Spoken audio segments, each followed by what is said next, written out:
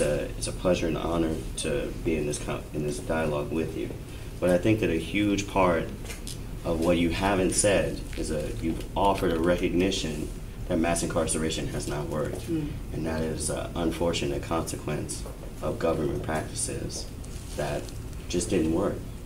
But the truth is that there's an extremely long history of unfortunate government practices that don't work, that particularly affect black people and black families.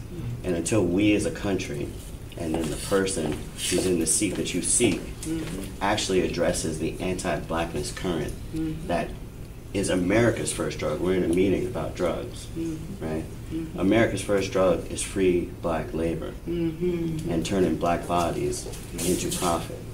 And the mass incarceration system mirrors an awful lot like the prison plantation system. It's the same. It's a similar thread, right? And until someone takes that message and speaks that truth to white people in this country, so that we can actually take on anti-blackness as a founding problem in this country, I don't believe that there's going to be a solution, because what the conversations that are happening now and why there's so much cohesion across the divide, the red side and the blue side, is because of money. Right? We're spending a lot of money on prisons. We're spending more money on prisons than we are on schools, right?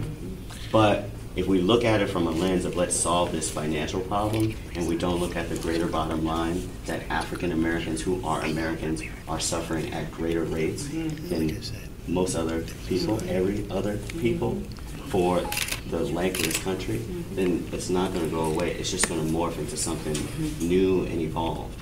And I genuinely want to know, you and your family have been, in no uncertain way, partially responsible for it, more than most.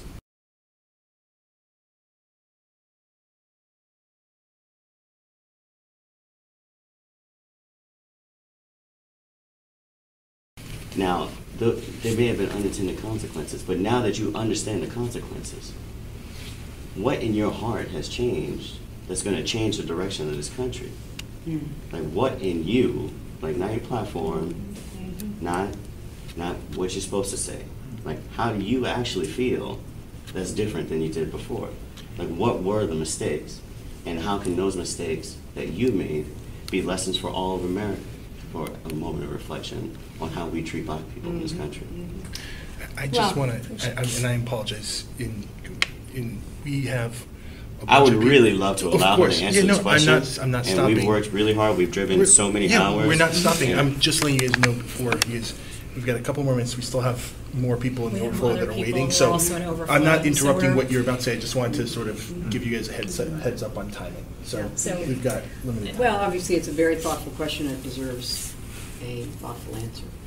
And I can only tell you that I feel very committed to and responsible for doing whatever I can. I've spent most of my adult life focused on kids through the Children's Defense Fund and other efforts to try to give kids, particularly poor kids, particularly black kids and Hispanic kids, the same chance to live up to their own God-given potential as any other kid.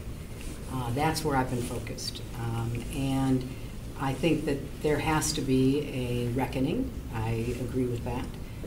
But I also think there has to be some positive vision and plan that you can move people toward. I mean, once you say, this country has still not recovered from its original sin, which is true. Once you say that, then the next question by people who are on the sidelines, which is the vast majority of Americans, the next question is, well, so what do you want me to do about it? What am I supposed to do about it? That's what I'm trying to put together in a way that I can explain it and I can sell it. Because in politics, if you can't explain it and you can't sell it, it stays on the shelf. And this is now a moment in time, just like the civil rights movement or the women's movement or the gay rights movement or a lot of other movements reached a point in time the people behind that consciousness raising and advocacy, they had a plan ready to go. So that when you turn to, you know, the women's movement, we want to pass this and we want to pass that and we want to do this, problems are not all taken care of, we know that. Obviously, I know more about the civil rights movement in the old days because I had a lot of involvement in working with people. So they had a plan, this piece of legislation, this court case we're going to make, et cetera, et cetera. Same with the gay rights movement. You know, we're sick of homophobia, we're sick of being discriminated against, we want marriage equality, and we're starting in the States and we're going to keep going until we get it at the highest court of the land. So all I'm saying is your analysis is totally fair. It's historically fair, it's psychologically fair, it's economically fair. But you're going to have to come together as a movement and say, here's what we want done about it. Because you can get lip service from as many white people as you can pack into Yankee Stadium and a million more like it. We're going to say, oh, we get it, we're going to be nicer, okay? That's not enough, at least in my book. That's not how I see politics. So the consciousness raising, the advocacy, the passion, the youth of your movement is so critical. But now all I'm suggesting is, even for us sinners, find some common ground on agendas that can make a difference right here and now in people's lives. And that's what I would love to, you know, have your thoughts about, because that's what I'm trying to figure out how to do. So yeah, deal with mass incarceration. It's not just an economic issue, although I grant you, some people see it like that. But it's more than that. I think there is a sense like, you know, low-level offenders, disparity in treatment, we got to do something about that. I think that a lot of the issues about housing and about you know, job opportunities, ban the box, a lot of these things, let's get an agenda that addresses as much of the problem as we can. Because then you can be for something, in addition to getting people to have to admit that they're part of a long history in our country of, you know, either, you know, proposing, supporting, condoning discrimination, segregation, et cetera. Now, what do we do next? And that's what I'm trying to figure out in my campaign. So that's what I'm doing.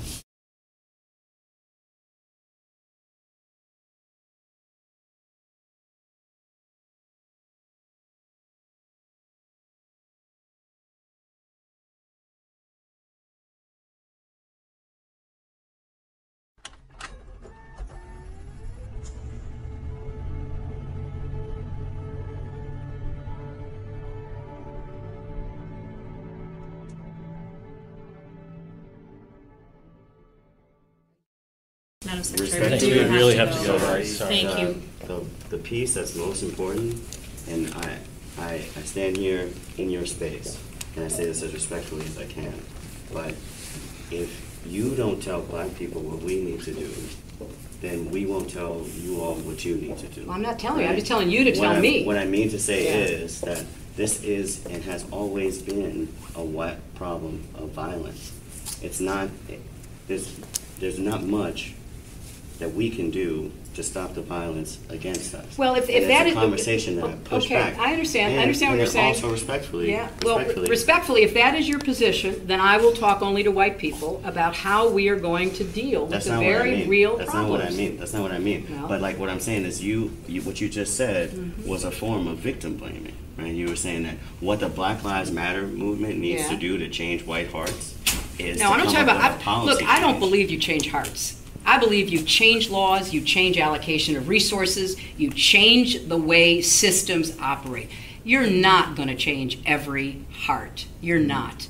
But at the end of the day, we can do a whole lot to change some hearts and change some systems and create more opportunities for people who deserve to have them, to live up to their own God-given potential, to live safely without fear of violence in their own communities, to have a decent school, to have a decent house, to have a decent future. So we can do it one of many ways. You know, you can keep the movement going, which you have started, and through it, you may actually change some hearts.